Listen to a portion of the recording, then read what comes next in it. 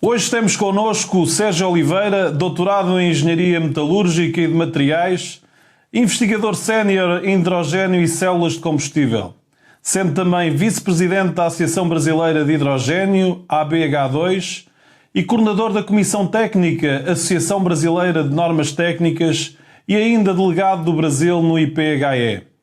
Paulo Brito, doutorado em Engenharia Química, professor no Instituto Politécnico de Porto Alegre, presidente do Conselho Técnico e Científico, coordenador do Centro de Investigação Valoriza, tem desenvolvido investigação em bioenergias, tratamentos ambientais de resíduos, corrosão de materiais e produção galvânica de energia em hidrogênio.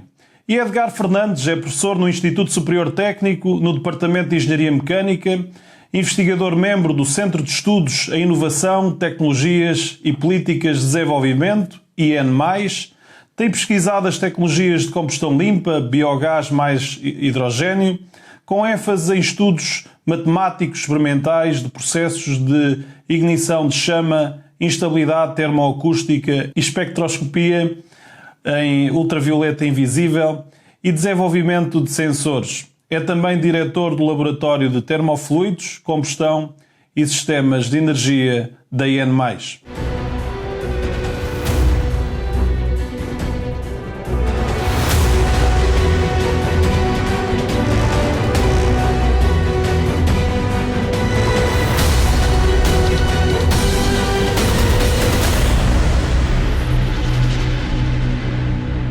Sejam muito bem-vindos.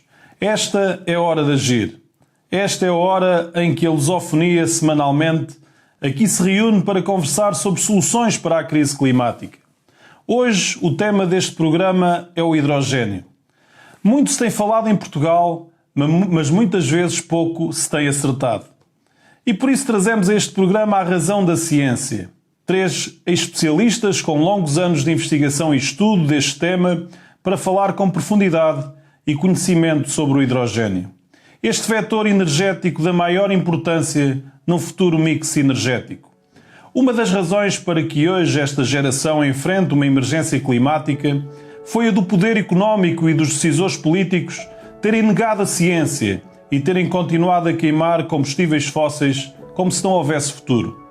Por isso, num período de consequências, o interesse económico, o interesse público não está mais relacionado com a economia neoclássica, mas sim com uma economia ecológica que estude e considere todos os caminhos rumo à descarbonização da economia.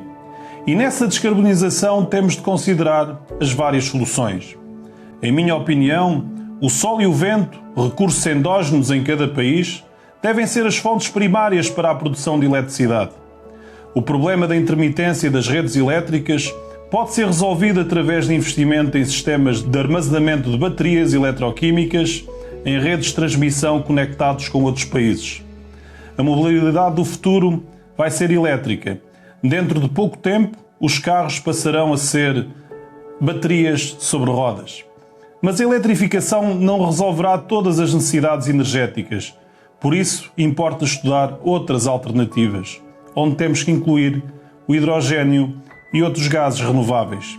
Hidrogênio que pode ser injetado nas redes de gás natural e produzido de forma descentralizada a partir da eletrólise das águas residuais de hectares, chamado hidrogênio verde, se for produzido a partir das energias renováveis. Hidrogênio que pode ser produzido através da metanação em centrais térmicas ou cimenteiras, ou ainda através da gasificação da biomassa, onde o processo Fischer-Tropsch poderá ser uma excelente solução para a produção de combustíveis sintéticos para a utilização, por exemplo, na aviação. Hidrogênio que pode ainda ser solução quando tivermos excesso de produção nos sistemas produtores intermitentes. Esta energia em excesso poderá sempre ser utilizada para produzir o hidrogênio. Estes dados e outros que os nossos especialistas nos trazem merecem um debate sereno e ponderado sobre realidades complexas que não devemos de todo simplificar, sobretudo num tempo de descarbonização da economia intenso, no qual a próxima década será decisiva. Por isso é que esta é a hora de agir. Sérgio Oliveira começava por si O que é o hidrogénio? Por que é que este gás que é utilizado há tantos anos na indústria é hoje abordado como se tratasse de uma novidade? Será por ser este último degrau antes dos fósseis passarem a ser uma fonte primária do passado? Tudo bem, Ricardo, telespectadores, prezados convidados. O hidrogênio sempre esteve aí, né?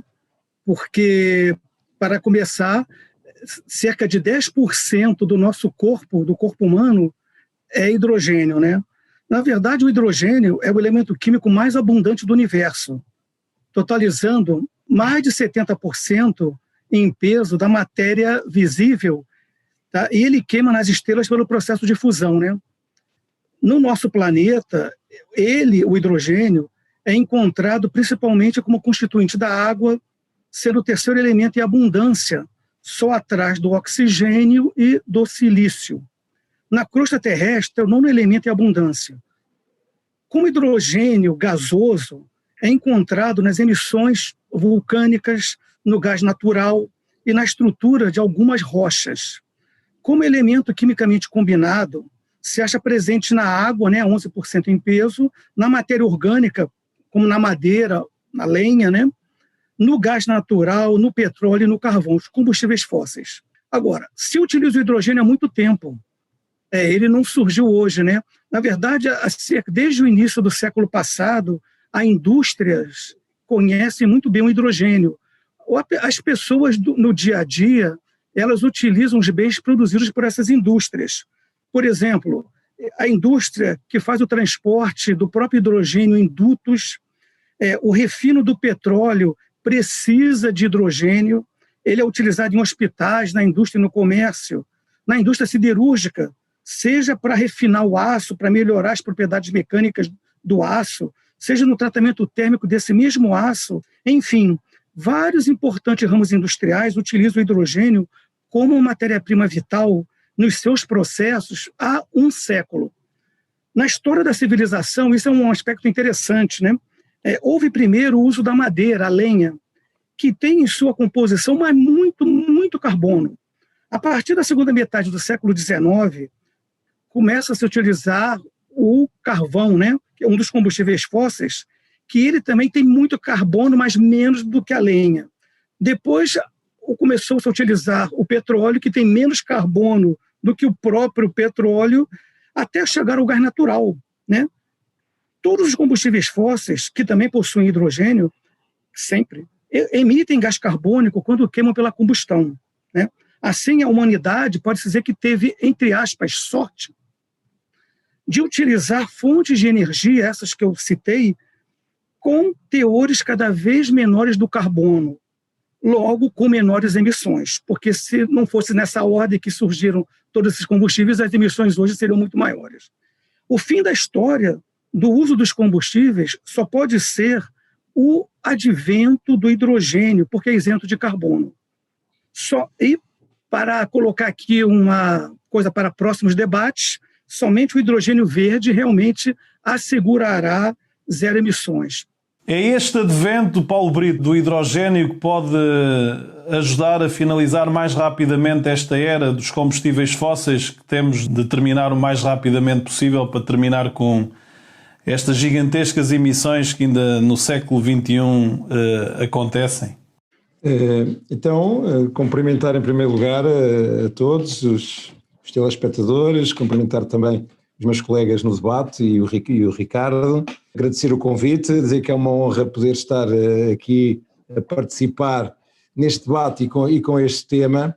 É um tema que, de facto, é extremamente importante e que vai ao encontro daquilo precisamente que o Ricardo disse. Portanto, nós estamos a viver problemas bastante graves ao nível do equilíbrio do nosso planeta e a principal raiz desse problema é claramente as emissões completamente excessivas que temos vindo a fazer ao longo das últimas décadas, queimando combustíveis fósseis. Portanto, há aqui uma necessidade de procurarmos alternativas a esses combustíveis fósseis.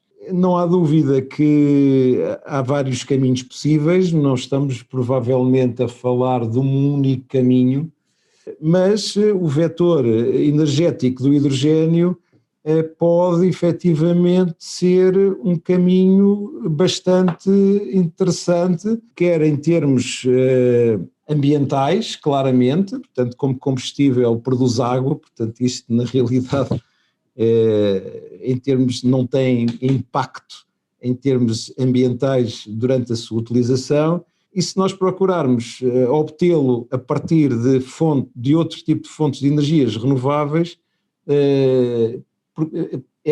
conseguimos também minimizar, ou eu diria quase em certas situações, terminar de facto com as questões das emissões de carbono, pois é de facto aqui um caminho extremamente interessante e que, portanto, nos permite dar um contributo efetivo para a descarbonização. Edgar Fernandes, faz sentido os Estados estarem praticamente todos, há na Europa uma estratégia para o hidrogênio, tem a ver com estas vantagens no futuro mix energético? Vê com bons olhos neste processo de descarbonização da economia uma utilização muito pertinente deste vetor energético? Muito bem, muito obrigado, muito bom dia a Carlos Ricardo e membros do painel e telespectadores. Antes de mais, obrigado pelo convite e é uma honra evidentemente estar aqui. Relativamente à pergunta, eu começava por dizer, e para ser muito pragmático, dizer o seguinte: parafrasear um ministro de energia e petróleo, salvo erro, egípcio, que nos anos 70 disse qualquer coisa assim no Fórum de Energia: a idade das pedras não terminou porque terminaram as pedras. E, portanto, ou seja, isto mostra que nós temos uma necessidade imperiosa de evoluir. Nós vivemos as últimas décadas em torno de um vetor energético de transporte de energia que foi o hidrocarboneto. E muitíssimo bem, exploramos o máximo que pudemos, só que, evidentemente, teve e tem associado a eles as emissões de CO2. E agora há uma necessidade de fazer uma transição. E uma transição pode ser suportada não só por este vetor, que é o hidrogênio, transportador de energia, como há outros elementos complementares. Estou a pensar também no metanol, estou a pensar na amónia, com os seus problemas específicos. Dentro desta linha de valor, desta cadeia de valor, que começa com agora a produção de hidrogênio até o consumo e misturas, a sociedade do hidrogênio, esta noção de hidrogênio, de necessidade de fazer a transição envolvida no hidrogênio, começou essencialmente com a presidência de Ronald Reagan nos Estados Unidos, por causa de um lobby poderoso americano que necessitava de dinheiro para fazer investigação. Depois, curiosamente, este assunto acabou por esmorecer. Porquê? Porque a necessidade de energia para fazer a hidrólise era excessiva. Então nós temos agora, eventualmente, uma fonte renovável, temos um armazenamento dessa energia que pode ser sob a forma de hidrogênio, depois temos a indústria tradicional que pode vir a utilizar isto, temos depois um transporte que é fundamentalmente estático ou dinâmico, um armazenamento estático, um transporte ou armazenamento dinâmico, pipelines, e depois temos os utilizadores. E agora, dependendo da região do país, dependendo da posição do país no globo, dependendo da fonte e da procura, nós vamos ter aqui cenários diferentes que eu acredito que se conjuguem no mix energético. Edgar Fernandes, nesta questão desses projetos futuros, uma questão que é levantada no debate, no espaço público, é muitas vezes a sustentabilidade financeira dos projetos, devido à imaturidade da tecnologia ainda. Sei que está a ser desenvolvida alguma investigação na área das bactérias, dos eletrolisadores, de processos químicos para utilizar materiais menos nobres. Isto não poderá também ser um sinal de que brevemente podemos ter um hidrogênio, especialmente o hidrogênio verde, que é aquele que mais interessa, a preços competitivos face ao gás natural? O preço característico do hidrogênio depende muito da tecnologia, evidentemente, associada a. Nós estamos com os chamados TRLs, enfim, médios. Já existem eletrolisadores no mercado e o objetivo, neste momento estamos com eletrolisadores característicos, se a memória não me falha, com valores de eficiência da ordem dos 60%, 70% e pensa-se que conseguiremos chegar a tipicamente valores de 80%. E há aqui um problema de scale-up, de aumento, portanto não é assim tão óbvio que se consiga fazer um scale-up linear, porque não é linear. Um dos modos, evidentemente, de reduzir o preço, qualquer que ele seja, é aumentar a eficiência. Massificar um bocadinho, democratizar um bocadinho a tecnologia e aumentar a eficiência. Nós estamos aqui a trabalhar, em particular no processo dos eletrolisadores, nos elétrodos, o processo físico de desmembrar uma molécula é um processo que acontece numa interface entre um material e a água, com íons, sem íons. Este é um processo absolutamente complexo e, de facto, a utilização de materiais nobres, platinas, por exemplo, vem acelerar e aumentar a eficiência, mas torna o produto mais dispendioso, mais caro.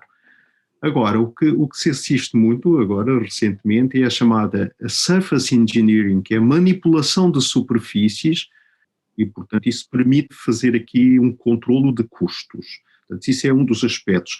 O outro que me falou há um bocadinho das bactérias, são digestões anaeróbias utilizando uma classe de bactérias especiais. Há muito trabalho feito em Portugal, no Brasil também, e portanto, embora as hectares funcionem, no fundo isto é quase como se fosse uma hectare, há aqui um problema de escala e portanto é preciso ainda explorar um bocadinho mais. Portanto, não estamos na infância, mas, enfim, estamos um bocadinho na questão da adolescência. O que eu acho, pessoalmente, é que uma maneira de reduzir o preço é não esquecer que no processo de eletrólise nós temos também oxigênio. E é preciso também não esquecer que, se pensarmos em combustão, como eu faço hoje, se a opção for utilizar algum oxigênio para fazer a reação com, nomeadamente, o hidrogênio, então aí eu consigo, de facto, não ter o NOx nas emissões poluentes. Tenho um problema adicional. As temperaturas são tão elevadas que não tenho materiais provavelmente que aguentem aquilo. Nem vou conseguir pôr aquilo num fogão, num carro ou num esquentador. Certo? Mas pronto, é mais uma janela de oportunidade de investigação. Coisas que há muitos anos atrás se falava, só para nichos de mercado, nomeadamente a oxicombustão, hoje volta a ganhar algum relevo por causa do oxigênio de que raramente se fala na eletrólise. Penso que há um mercado para o oxigênio que vem ajudar a ter aqui um tempo de investimento mais curto. Muito bem. Paulo Brito, eu também, há também possibilidade de produzir hidrogênio a partir da biomassa, resíduos que podem ser usados para a produção de pilhas de hidrogênio a partir da gasificação, o que também pode ser útil, porque a biomassa, quando se mantém nos terrenos, na floresta, é também uma fonte de combustível e que pode explotar incêndios. Como é que vê este tema da utilização da biomassa? Pois, a questão da biomassa é de facto um recurso extremamente interessante e útil. E quando penso aqui em biomassas, estamos a pensar, ou neste momento, e como disse muito bem o Ricardo, pensar aqui de alguma forma de biomassas residuais.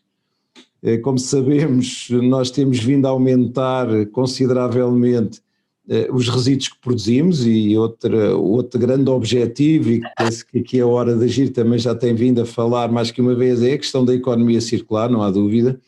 E, portanto, nós temos vindo a aumentar muito a nossa produção de resíduos.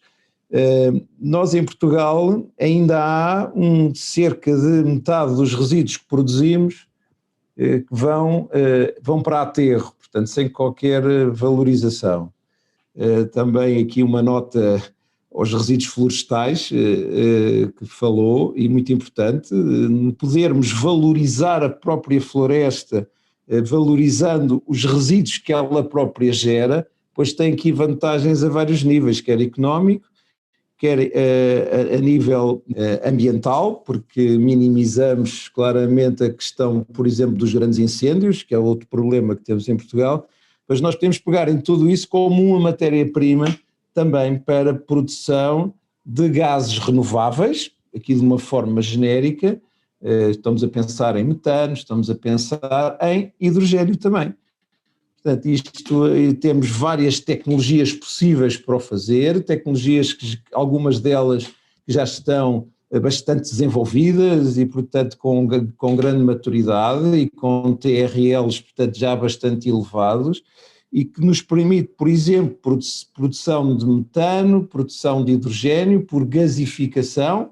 Ora, esta gasificação dos resíduos e a gasificação dos efluentes produz, essencialmente, como eu disse, dois grandes gases, o metano e o hidrogênio, em que eles próprios se podem converter um no outro. Nós temos uma infraestrutura de gás natural muito moderna, relativamente nova, que chega a praticamente o país e que, portanto, podemos utilizá-la claramente para fazer o transporte e o armazenamento deste tipo de gases. E que podem ser injetados até 10% de hidrogênio nessa rede de gás natural. Será esse o valor? Ou... Certo, a infraestrutura que temos permite, enfim, em termos mais teóricos, praticamente chegarmos aos 20%. É verdade que tudo isto requer ainda algum trabalho de investigação aplicado e alguns projetos no sentido de chancelarmos, digamos, esta infraestrutura.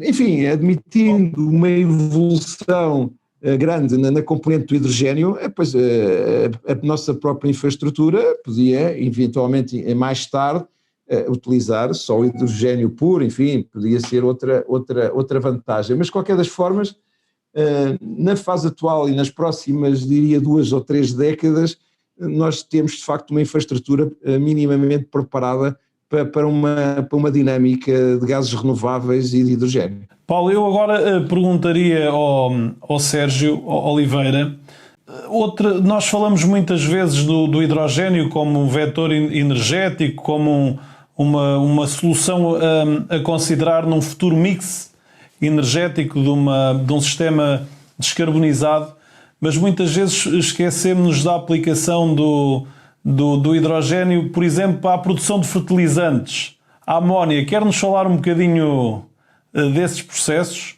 Muito obrigado pela questão, Ricardo, uma questão realmente muito importante, né?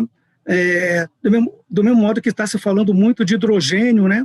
E está se falando muito de amônia também, né?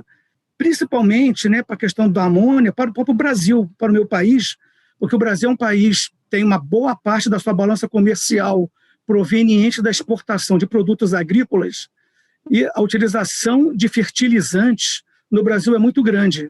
Claro, a amônia é utilizada para produzir fertilizantes, né, e outros produtos mais. Então, por exemplo, o Brasil não produz nada disso, por exemplo, então isso aí hoje em dia é um problema muito sério, discutido na sociedade e no governo brasileiro, como o Brasil vai manter a sua exportação de produtos agrícolas. Agora, o hidrogênio ele tem 2 papéis cruciais. O primeiro papel crucial, ele é uma fonte de energia primária ou secundária. Depois eu falo por que primária, porque é muito mais fácil produzir o hidrogênio de uma outra fonte, ou seja, ele sendo uma fonte de energia secundária, da mesma maneira que a própria eletricidade é produzida a partir de outras fontes de energia. E o segundo papel crucial dele é como matéria-prima para a produção de bens industriais há mais de 100 anos, que é o caso próprio da própria amônia. Ou seja, a minha ideia, né, inclusive que nós, na Associação Brasileira do Hidrogênio, conversamos muito com os atores que estão pesquisando e trabalhando na área de hidrogênio no Brasil, para nós fazermos uma abordagem conjunta. Por quê? Tanto do lado energético do hidrogênio, quanto do lado como matéria-prima que já é utilizada pela sociedade. A ideia, ao abordar os dois juntos, para o futuro, é claro, o hidrogênio será parte do mix de energéticos. Agora, só para finalizar essa parte, eu citei fonte primária porque O hidrogênio, que a gente pensa em fonte primária, somente se nós o concentrássemos fisicamente do ar, onde ele é 0,5 partes por milhão, é muito pouco, seria difícil, muito caro concentrá-lo fisicamente, porém, nos últimos anos, já está sendo explorado industrialmente no Mali algumas jazidas de hidrogênio natural. Então, isso aí seriam umas fontes naturais de hidrogênio para uso como energia primária, ou seja, o hidrogênio está abrindo mais ainda o seu leque de utilização. E espera-se que ele vá conviver muito bem com os demais pela flexibilidade que ele tem de conversão para estes energéticos e vice-versa. O Hora de Agir hoje é sobre hidrogênio. Nós vamos fazer um pequeno intervalo, voltamos dentro de muito poucos segundos para a segunda parte.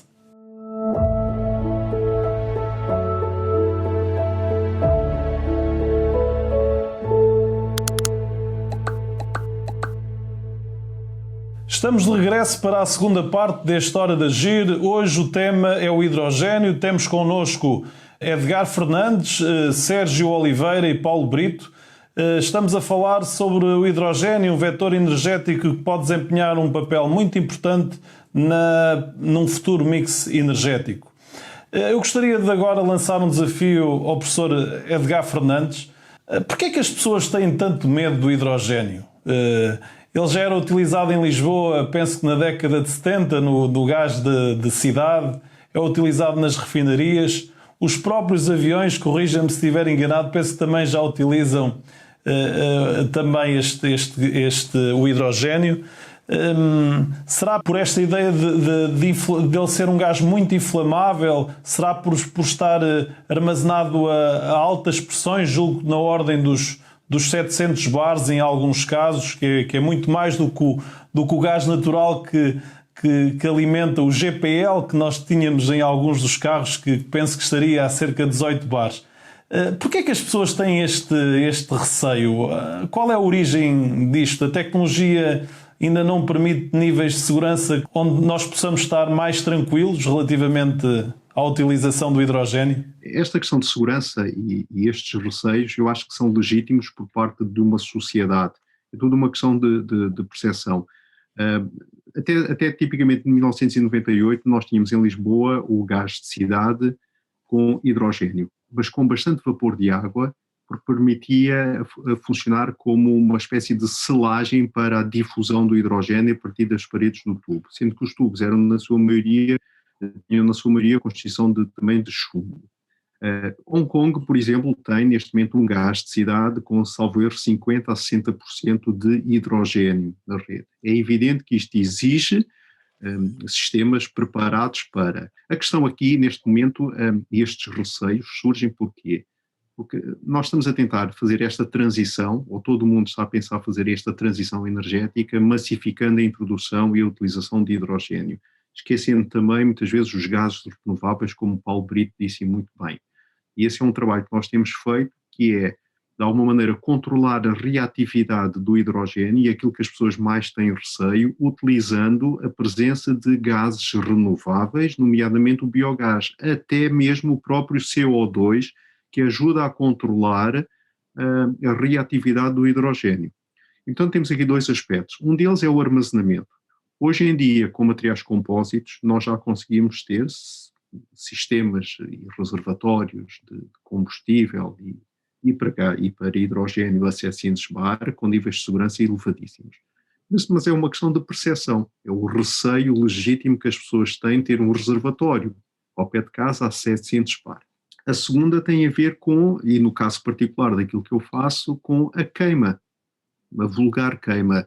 Quando eu faço estas misturas de gás natural com hidrogênio, de biogás com hidrogênio, a maneira como esta mistura reage ou se comporta depende das concentrações, depende das propriedades termodinâmicas de cada um dos gases e depende da reatividade de cada um. E agora isto vai variar e não linearmente.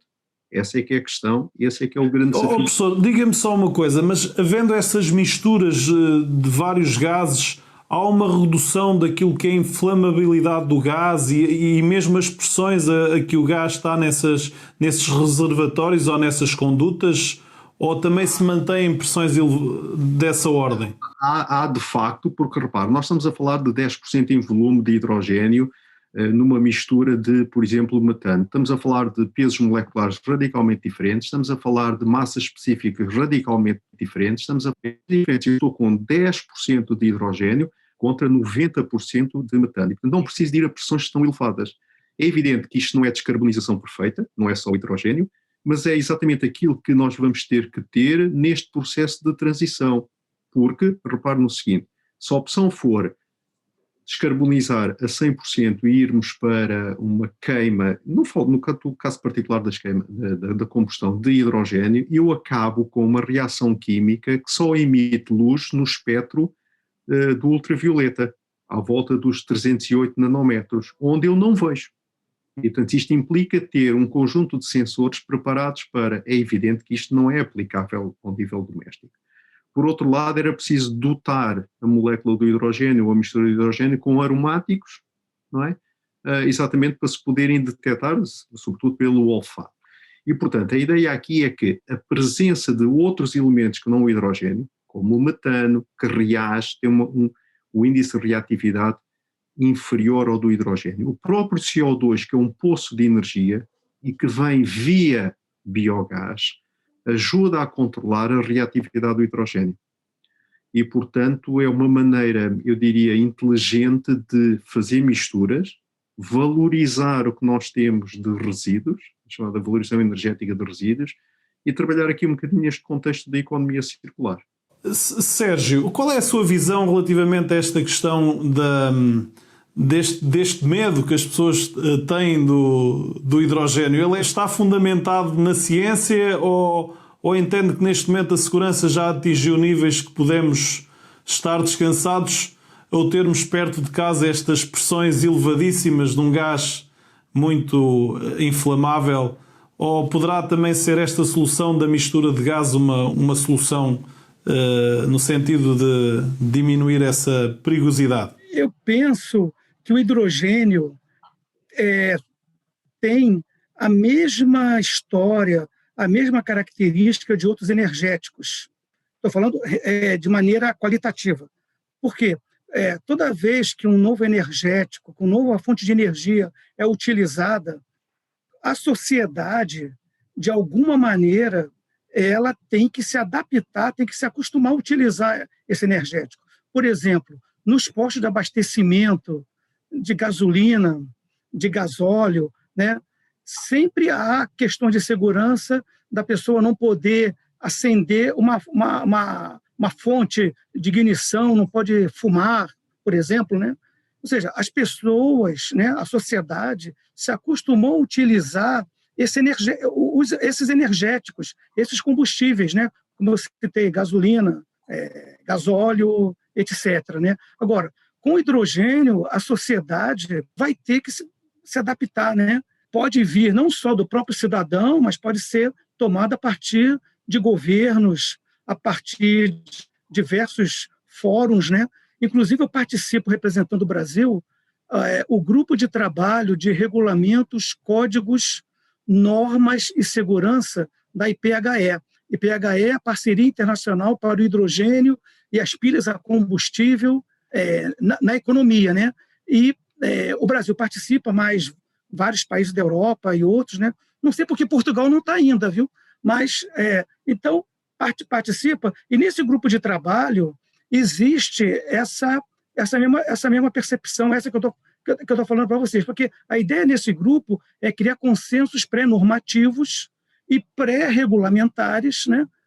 Claro, para que mais tarde os oficiais, as pessoas que fazem normas, os que tomam decisões políticas, os que vão adotar políticas públicas para a adoção do energético hidrogênio, tenham conhecimento mínimo para poder tomar as decisões mais acertadas. Ou seja, eu acredito, quando passamos a utilizar o hidrogênio no futuro, já estamos utilizando. As indústrias, como eu relatei no outro bloco, há 100 anos já utilizam nos seus processos industriais o hidrogênio. Ou seja, os trabalhadores, os técnicos, os pesquisadores, os engenheiros que trabalham, que lidam com os processos que usam hidrogênio nas várias indústrias que eu citei desde 100 anos atrás, eles já se acostumaram com o hidrogênio. Então, a sociedade também, né, vai se adaptar também com um planejamento eficaz, né, de cada governo, de cada região. Eu tenho esse sentimento positivo. Paulo, nós temos hoje, pelo menos há esta reflexão que é feita entre como é que será a mobilidade, como é que será a mobilidade do futuro, se estaremos perante uma mobilidade movida a carros elétricos, portanto a termos uma bateria sobre rodas, ou então a utilização de células de combustível.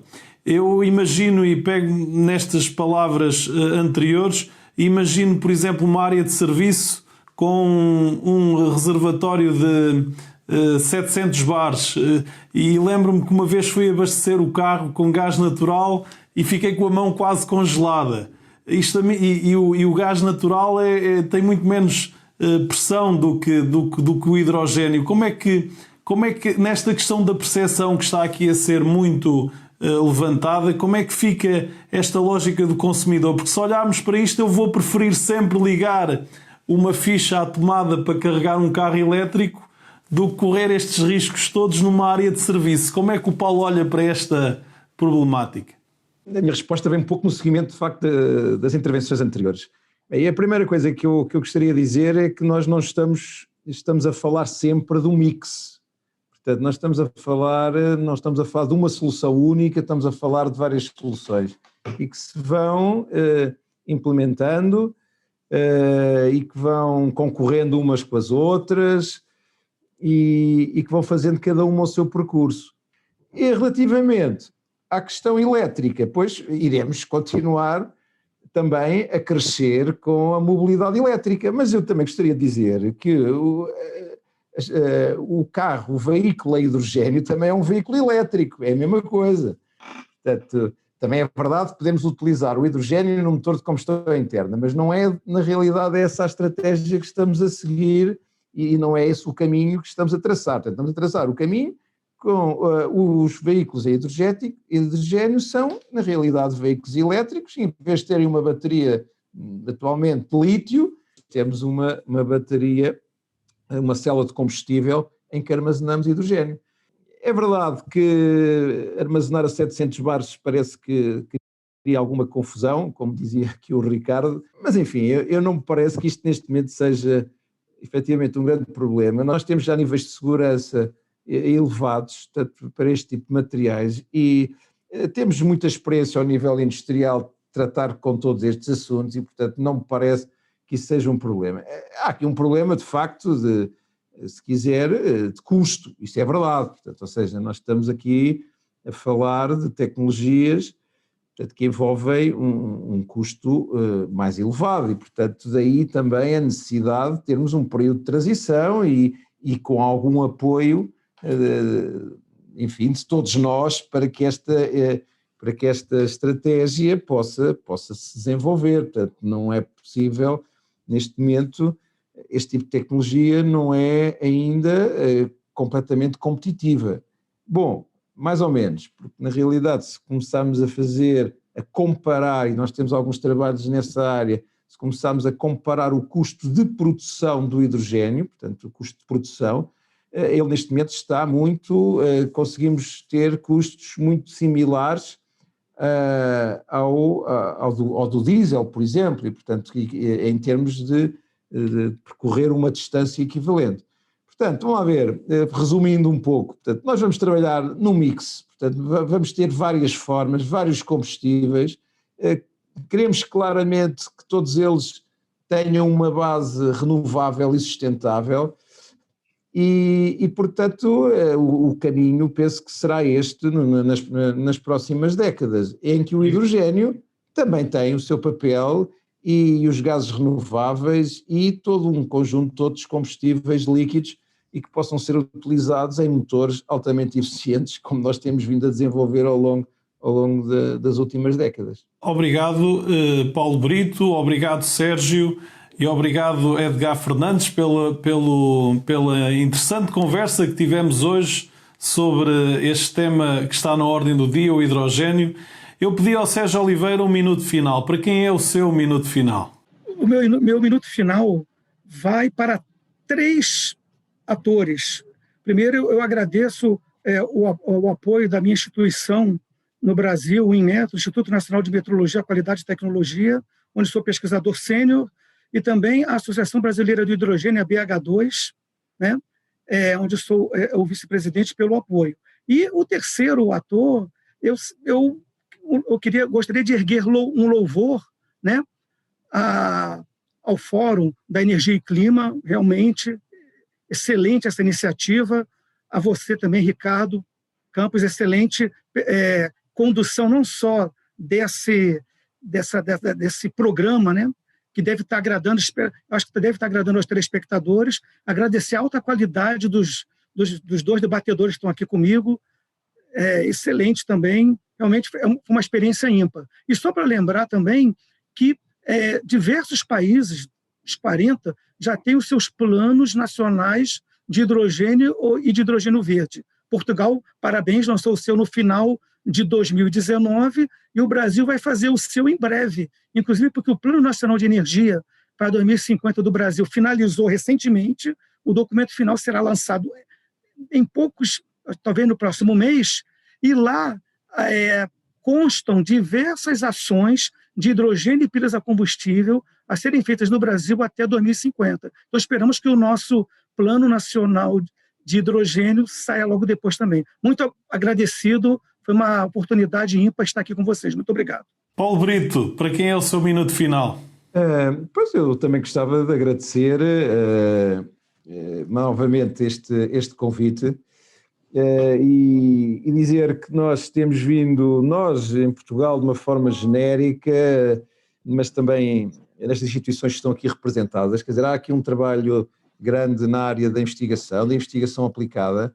Nota-se de facto uma dinâmica muito interessante ao nível até empresarial com esta dinâmica do hidrogénio. Há de facto algumas vozes críticas, é verdade, há alguns problemas, é verdade, mas isto faz parte da evolução e portanto estou convencido seriamente que o hidrogénio é claramente um vetor de futuro e o hidrogênio a partir de várias fontes, nomeadamente também a biomassa, e que iremos nos próximos anos ter este vetor a crescer e a implementar-se. E, portanto, eu acho que dar também aqui os parabéns ao Fórum da Energia e Clima por esta iniciativa e por todas as que têm vindo a avançar e a promover nesta área da sustentabilidade, que precisamos, de facto, de alertar claramente o mundo e as pessoas para esta necessidade e para esta preocupação. Muito obrigado.